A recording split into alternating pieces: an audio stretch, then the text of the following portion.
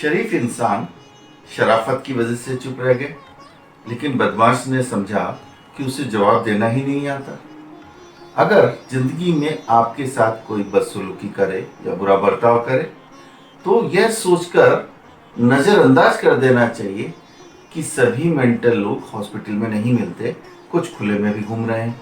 व्यंग्यकार हरिशंकर परसाई कहते हैं कि अश्लील पुस्तकें कभी नहीं जलाई गई, वे अब अधिक व्यवस्थित ढंग से पढ़ी जा रही है। समस्याओं को इस देश में झाड़ फूक जादू टोना से हल कर लिया जाता है। सांप्रदायिकता की समस्या का हल इस नारे के साथ किया गया है कि हिंदू मुस्लिम भाई भाई। आत्मविश्वास धन का होता है, पैसे का भी और बल का भी, किंतु सबसे बड़ा आत्मविश्वास नासमझी का होता है। YouTube चैनल सतरंगी रे व्यंग्य अड्डा कार्यक्रम में मैं परवेशन आप सभी का हार्दिक स्वागत करता हूं, अभिनंदन करता हूं। सुनार का कचरा भी बनिए के बादाम से महंगा होता है। दोस्तों, आज हम आपकी मुलाकात कराएंगे व्यंग्यकार सुनील सक्सेना जी से। बहुप्रतिभा के धनी सुनील सक्सेना जी व्यंग्य की धारा में आज अड्डेबाजी कर रहे हैं। व्यंग्य विधा में अड्डेबाजी करना उनके लिए माथे के मुकुट पर एक और खूबसूरत पंख लगा देने के समान ही है। श्री सुनील सक्सेना जी एक कलमकार है, एक नाटककार है। आपके नाटकों ने समाज में व्याप्त विसंगतियों के खिलाफ बिगुल बजाया है। अभिनय में खेलते खेलते शब्दों से खेलना भी प्रारंभ कर दिया।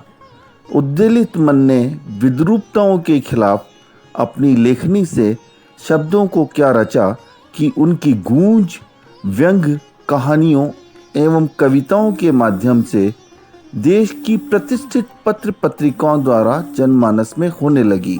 आप एक स्तंभकार हैं। आपके व्यंग्य स्तंभ के रूप में डेली न्यूज़ एक्टिविस्ट में चकलस शीर्षक के अंतर्गत निरंतर छप रहे हैं।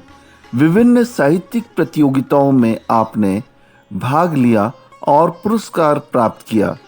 आकाशवाणी पर आपके व्यंग्य नाटकों में भाग लिया है। आपकी लघु कथा 8 सिक्के देश की नामचीन पत्रिका में प्रकाशित हुई है। आपके द्वारा प्रस्तुत किया जाने वाला व्यंग्य लॉकडाउन के बाद रोजगार ही रोजगार, आने वाले समय में रोजगार की संभावनाओं को टटोलता है। कोरोना के चलते हाउसकीपिंग जैसे नए क्षेत्र के द्वार खुलेंगे।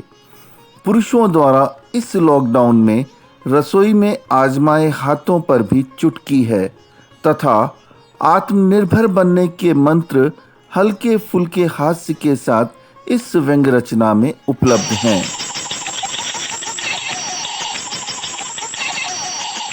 चलिए मिलते हैं आज के व्यंग्य और व्यंग्यकार से। प्रस्तुत है मेरी व्यंग्य रचना जिसका शीर्षक है लॉकडाउन के बाद रोजगार ही रोजगार। आज बल्लू बहुत दिनों बाद छत पर दिखाई दिया।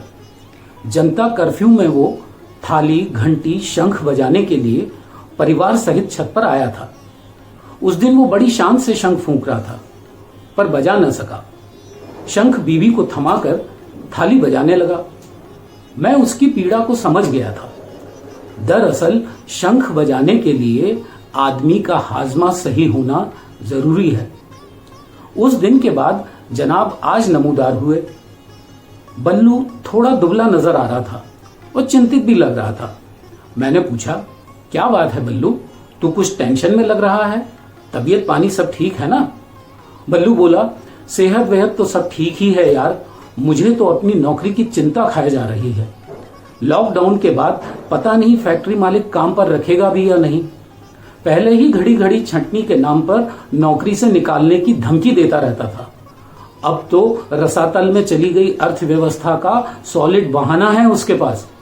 लगता है नौकरी से निकाल ही देगा। मैंने कहा, ओहो, तो तू नौकरी के चक्कर में दुबला हो रहा है? देख, मैं तो पहले ही तुझसे कहता था कि जिंदगी में हमेशा दूसरा विकल्प तैयार रखना चाहिए, पर तू है कि इस लॉकडाउन में निठल्लों की तरह घर में पड़े पड़े टीवी मोबाइल पर समय बर्बाद कर रहा है। अवसरों को भुनाना सीख बल्लू। बल्लू एकदम चटक गया, जैसे भजिए तलते वक्त गरम गरम तेल का छींटा हाथ पर गिर गया हो। बोला, तूने कौन सी कोरोना की वैक्सीन ढूंढ ली इतने दिनों में? दिन भर जनानियों वाले काम करता है घर पर, एक दिन झाड़ू लगाता है तो फेसबुक पर फोटो डालता है, दूसरे दिन पोछा लगाता है तो व्हाट्सएप पर स्टेटस डालता है, कपड़े धोता है तो इंस्टाग्राम पे फोटो चिपका देता है। तू कौन सा तीर मार लिया तूने इस लॉकडाउन में? बात करता है। बल्लू की खिसियाहट का सबब वो खबर थी जो पिछले कई दिनों से सुर्खियों में है कि आने वाले समय में देश में रोजगार घटेंगे और मनोरोगी बढ़ेंगे। लगता है इसी वजह से वो हैरान परेशान है। मैंने कहा, तीर तो नहीं मारा बल्लू, लेकिन इस लॉकडाउन में शानदार स्वादिष्ट खीर बनाना जरूर सीख गया हूं मैं। तू खाएगा तो अपनी उंगली चाट चाट कर थक जाएगा। पाक शास्त्र में पारंगत हो गया हूं मैं। अब मैं रोटी ऐसी गोल गोल बेलता हूं जैसे पूरनमासी का चांद। बर्तन, हाय हाय हाय, इतने साफ और चमकदार मांजता हूं कि आईना भी रश्क करने लगे। झाड़ू, झाड़ू तो पूछो मत, ऐसी सफाई करता हूं जैसे कोई चतुर निष्णात चोर चोरी के समय घर के कोने कोने पर हाथ साफ कर देता है। राई से कंकड़ ऐसे बीनकर अलग कर देता हूं जैसे हंस दूध और पानी को अलग कर देता है। मास्टर शेफ की तरह बगैर आंसू निकले बारीक प्याज खटाखट खटाखट काट लेता हूं। मेरी इन उपलब्धियों से बल्लू की चिड़चिड़ाहट उसके चेहरे पर साफ दिख रही थी। मन हुआ कि 2 गज की लक्ष्मण रेखा को कुछ समय के लिए भूल जाऊं और मुंडेर फांदकर बल्लू के पास जाऊं। उसे समझाऊं कि जिन कामों को वो जनानियों वाले काम कह रहा है, दरअसल वो हाउसकीपिंग कहलाती है। आने वाले समय में संभावनाओं से भरा एक बड़ा बाजार है इसका। नौकरियां ही नौकरियां होंगी। मर्द जब रसोई के काम करता है तो महाराज कहलाता है। इंसान के उदर में जब तक भूख की ज्वाला धधकती रहेगी, इसे शांत करने के लिए महाराजाओं की जरूरत पड़ेगी। पाक कला में निपुणता भविष्य में मास्टर शेफ बनने के द्वार खोलेगी, जहां नेम फेम पैसा सब है।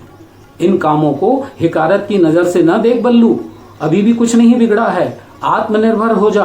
पर मैं कुछ कह पाता तब तक बल्लू खिसक गया। टीवी पर पुरुषार्थ और परमार्थ की महाभारत चालू हो गई थी। टीवी तो बल्लू का प्रिय शगल है, उसे वो कैसे छोड़ सकता है। सुनील सक्सेना जी की रचना लॉकडाउन के बाद रोजगार ही रोजगार अभी आपने सुनी। अगर आपको ये रचना पसंद आई, हमारे कार्यक्रम अच्छा लगा, तो कमेंट बॉक्स में आके कमेंट कीजिए। और अगर आप भी व्यंग लिखते हैं तो अपना एक व्यंग वीडियो बनाइए, दिए गए नंबरों पर अपना व्यंग वीडियो भेजिए। हम व्यंग अड्डा कार्यक्रम में आपको अवश्य सहयात्री बनाएंगे और जन जन तक आपके वीडियो को प्रसारित करने में सहयोग करेंगे। अगर अभी तक आपने हमारे चैनल को सब्सक्राइब नहीं किया, आप हमारे चैनल को सब्सक्राइब करिए, लाइक करिए, शेयर करिए। मैं परवेश जैन आपसे फिर मुलाकात करूंगा व्यंग अड्डा के कार्यक्रम में। तब तक के लिए नमस्कार।